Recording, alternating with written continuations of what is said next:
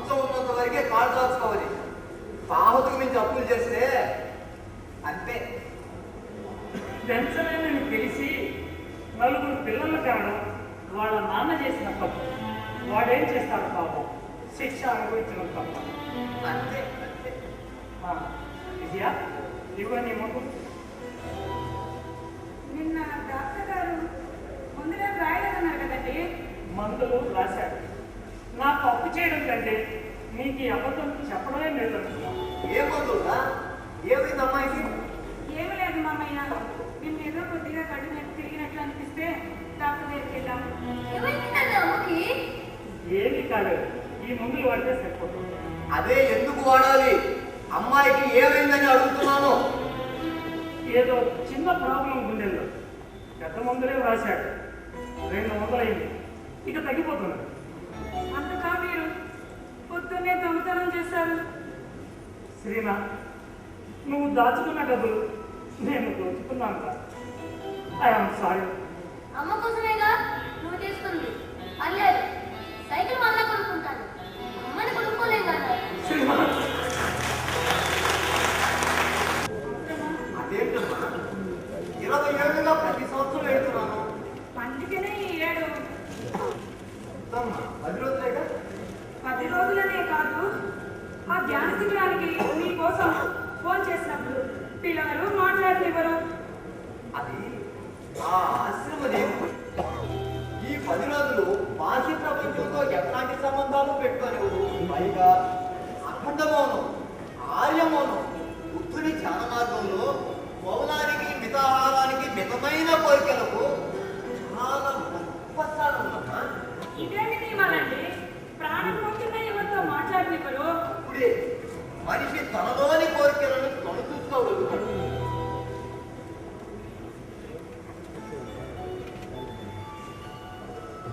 తాతయ్య, విషయం తీసుకొచ్చారు. ఏంటి తాతయ్య చెప్తే ఇంకేమేం చేశాను? ఈ రూపాయి తీసుకొని ఇంకేది? తీసుకొచ్చి అలా పెట్టారు. సరేమ్మా, నేను వెళ్ళొస్తాను. నాకు టైం అవుతుంది. ఇంకా రాలేదు. పొద్దున ఆర్చికెళ్ళేటప్పుడు చెప్పాను అనుకో. వెళ్ళొస్తానమ్మా. మళ్ళీ ఎప్పుడు వస్తారు? ఇంకా 11 రోజుకే వచ్చేస్తాను. సరే, నేను కాసేపు పడుకుంటాను. మీ నాన్న వస్తే లేదు. పోయి అబ్బాయి చదువుకోపో.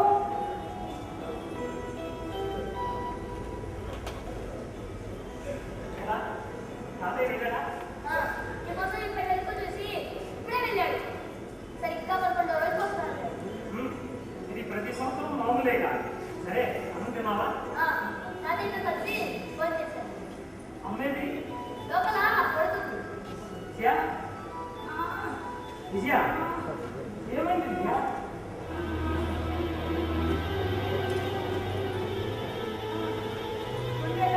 నొప్పిగా ఉందండి.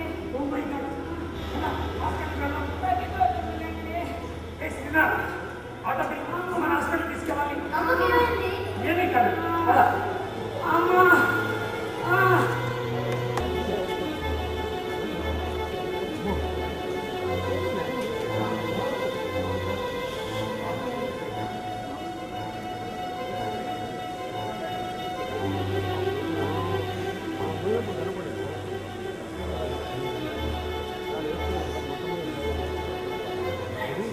వాళ్ళకి టైం లిమిట్గా దొరికింది.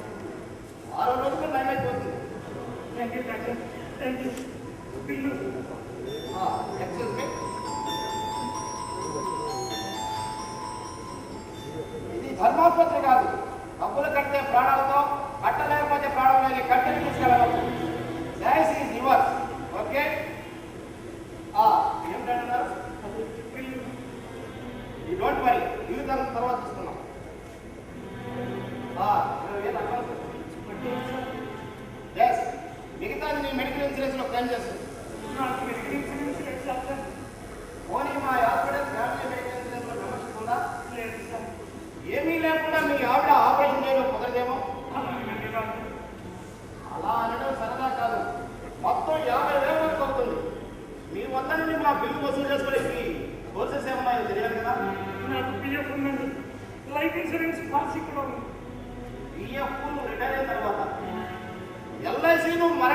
తర్వాత వచ్చేది. అంటే అంత టైం ఇచ్చేయమంటారా? నేను చాలా హడావిడిగా వచ్చాను. మీరు మీ ఆమె ప్రాణాలు కాపాడుకోవడానికి హడావిడి పడిపోయారు. నేను హడావిడి పడిపోయి హత్య పెట్టాను. ఇప్పుడు నా ఫీజు కోసం హడావిడి పడకపోతే ఎలా? ఇంకా నాకు 20,000 దొరకదే ఉండొచ్చు. ఏంటి నాతో సంప్రదిస్తున్నావా? అయితే నా సలహా విను. ఏటీఎంలు రాత్రంతా తెలిసే ఉంటాయి. Any time money. మీ క్రెడిట్ కార్డు నాకు రేషన్ కార్డు తప్ప మరి ఏ కార్డు లేదు. భారతీయుడా? కానీ మీ ఆవిడ ఖర్చుల డబ్బు అమెరికా వాడికి రావాల్సింది. సాధారణంగా డబ్బులు పెడితే కానీ ఆక్సిజన్ పెట్టం. ఎందుకంటే డబ్బులు పెట్టి ఆక్సిజన్ మేము కొంటాం కనుక. ఈ వైద్యంలో అప్పులు వచ్చినామని తెలిసినా ఆడకూతురిని అనవసరంగా జారిపడ్డాను. అలా నీకండి డాక్టర్, నాకు 2 రోజులు టైం 2 గంటలు ఇస్తాను.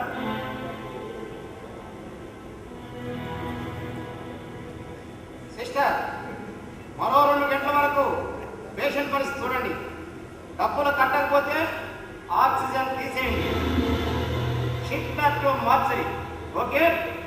Sir sir doctor doctor doctor నా భార్యను బ్రతికించండి. నా బిడ్డను బ్రతికించండి డాక్టర్. నా బిడ్డను బ్రతికించండి. విజయ విజయ నేను బ్రతికించుకుంటాను. నేను బ్రతికించుకుంటాను. ఎలా? మీ దగ్గర డబ్బు లేదు. నా ఫ్రెండ్స్ నీ ఫ్రెండ్స్కి పరువు ఉంది. పరువు రాసుకుంటే డబ్బు రాలదు, బూడిద రాలుతుంది. నీ భార్య చితాభస్సు నీకు దక్కుతుంది. ఎవరు నువ్వు? నేనా? సరిగ్గా చూడగలదు. 3 వారిపోయిన నీ ఆచారతను చిగురింపజేసి బ్రతికించి నీ కళను పూర్వయించే సంజీవిని నేను. నీ జీవితాన్ని గమ్యం చేరుకుంటారని తపన పడే నీ కోరికల నిశ్చనము లేదు. ఇంకెందుకు నీ మస్తిష్కంలో మీద అనంతటి భయాన్ని, దరిద్రాన్ని, హైన్యాన్ని, ధైర్యాన్ని చిటుకులో మటుపాయం చేయగలిగే సర్వశక్తిశాలి నేను. ఆ ఉదయం నా కళ్ళు నీ కోసం అనామృత జరులు వచ్చిస్తున్నాయి. రా రా, నీ జీవితమే మార్చేస్తాను. అవును, నా జీవితాన్ని ఇలాగే మార్చివేస్తాను. నా కష్టాలన్నీ తీసిపోయి నేను ఎంతో హాయిగా ఉంటాను. నువ్వా గుర్తుపట్టలేకపోయాను. గుర్తుపట్టలేదంటే నా దరిద్రాన్ని నా నుంచి దూరం చేస్తున్నాను. తనివి తీరా నా జీవితాన్ని చూసుకుంటున్నాను. రామూర్తి, నాకు ఇప్పుడు ఏ కష్టాలు లేవు, బాధలు లేవు. లేవుగాక లేవు. ఎలా సాధ్యమైంది రమణ? ఎలా సాధ్యమైంది? నా వల్ల, నా శక్తి వల్ల, నా కరుణ వల్ల, నా దయ వల్ల. ఎవరు నువ్వు? నేను నీకు మిత్రుడు. చూడు రామూర్తి, ధనం మూలం మెదల్ జగత్. ఈ చరాచర సృష్టిని శాసిస్తున్నది, పాలిస్తున్నది ధనం. ఆ డబ్బు సంపాదించడానికి 3 మార్గాలు: బెగ్, బారో, స్టీల్.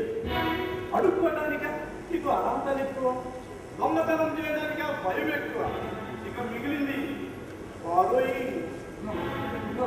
అప్పు అప్పు తప్పు తప్పు ముప్పు కాదు, అప్పే ఉప్పు, అప్పే నిప్పు. నాకు మర్చిపోతుంది రమణ. ఇంకాసేపట్లో నీ భార్య ప్రాణాలు కూడా పోతాయి. అప్పుడు నీ జీవితమే సర్వనాశనం అయిపోతుంది. అవును, నా జీవితం సర్వనాశనం కాబోతున్నప్పుడు ఈయనే ఆదుకుని నన్ను గట్టెక్కించాను. ఇప్పుడు నీ భార్య ప్రాణాలు కాపాడగలిగే శక్తి ఆయనకే ఉంది. 20,000 లిక్విడ్ క్యాష్, ₹1,000. ఇంత అర్ధరాజ్యం నీకు ఎవరిస్తారు రాబోతుంది? ఎవరిస్తారు? ఎవరిస్తారు? ఏమిస్తారు? అవును, నేను ఇస్తాను. ఎవరికిస్తావు? నీ కన్నీళ్లు నేను చూడలేదు కనుక. అందుకు నేనేం తాగిటి పెట్టాను? తాకట్టు పెట్టగలిగే మోసుకొస్తువే నీ దగ్గరికి నీకెవరైనా సాయం చేసేవారు. నేను నీ పరపతికి, గౌరవానికి వెలగట్టి విలువిస్తాను. నా పద్ధతి మీద అప్పిస్తారా? నీ సంపాదనకి 10 రెట్లు, 20 రెట్లు, 40 రెట్లు అప్పిస్తాను. నిజంగా? నిజంగా? నేను ఇప్పటికే నా జీతం మీద 20 రెట్లు అప్పు చేశాను. అయినా ఎంత ఆనందంగా ఉన్నానో చూడు. 20 రెట్ల నీలాంటి వాడికి 40 రెట్ల త్వరగా కొనసాగిస్తాను. కాస్త అర్థమయ్యేందుకు చెప్పండి. నేనేమో అర్థం చేసుకో. ICICI banking Rao, international credit services bank of India. నీలాంటి వాడు అల్ప కరుణ్ణి అవునామూర్తి, ఆ కల్పతను రోజుకు ఒక్కసారి వరాలు ప్రసాదిస్తే ఈ కల్పతను రాత్రి పగలు తేడా లేకుండా మన కోరికలు తీరుస్తుంది. కోరుకోరామూర్తి, కోరుకో, నీకేం కావాలో కోరుకో. నా లాంటి నువ్వెందుకు మీరెందుకు డబ్బు ఇవ్వాలి? మంచి ప్రశ్న. ఆస్తులు ఉన్నవారిని పిలిచి అన్ని కానీ పరపతి పరువులు గల వారిని దూరంగా ఉంచుతాయి. అవునా? అవును. ₹1,00,000 అప్పుకి 2 లక్షల హామీ కోరుతాయి. అది వ్యాపార ధర్మసూత్రం. అవునవును. ఈ దేశంలో 20% మందికి ఆస్తులు ఉన్నాయి. 30% మంది దరిద్రులు. వాళ్ళ వల్ల ప్రభుత్వాలు. మిగిలిన 50% మందికి ఆస్తులు లేవు. కానీ సమాజంలో హోదా ఉంది, గౌరవం ఉంది, పరువు ఉద్యోగం ఉంది, పరపతి ఉంది. ఈ పరపతి మూల్యమైనది. చిన్నతనం నుండి క్రమశిక్షణతో మంచి నడవడికతో సమాజంలో నువ్వు కట్టుకున్న కీర్తి సొమ్ము ఈ పరపతి. ప్రాణాలు ఇవ్వడానికైనా సిద్ధపడతావు, కానీ నీ ఆత్మగౌరవాన్ని అమ్ముకోవు. అవును, ఆత్మగౌరవం అన్నింటికంటే గొప్పది కదా. ఆత్మగౌరవం నైతిక ప్రపంచానికి సంబంధించిన విలువ. డబ్బు, కష్టాలు, కన్నీళ్లు భౌతిక ప్రపంచానికి సంబంధించిన విలువలు.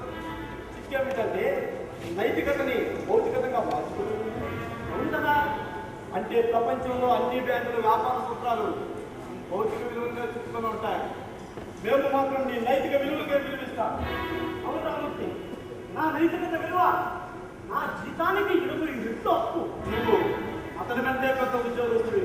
మా ధనం మీ మాన ధనాన్ని కాపాడుతుంది రామూర్తి. అవును రామూర్తి, మన లాంటి వాళ్ళు 45 లక్షల మందికి సేవ చేస్తున్నారు. అందులో నేను ఒకటి. ఇప్పుడు ఈశ్వరుడు అప్పని విధిని పుట్టించిన భగవంతుణ్ణి అప్పులు ఇవ్వని వాళ్ళని అప్పులు చూపిడుతూ తినే ఇస్పేదాస్ లాంటి వాళ్ళు ఏడుస్తూ రోధిస్తూ బ్రతికేవాడు.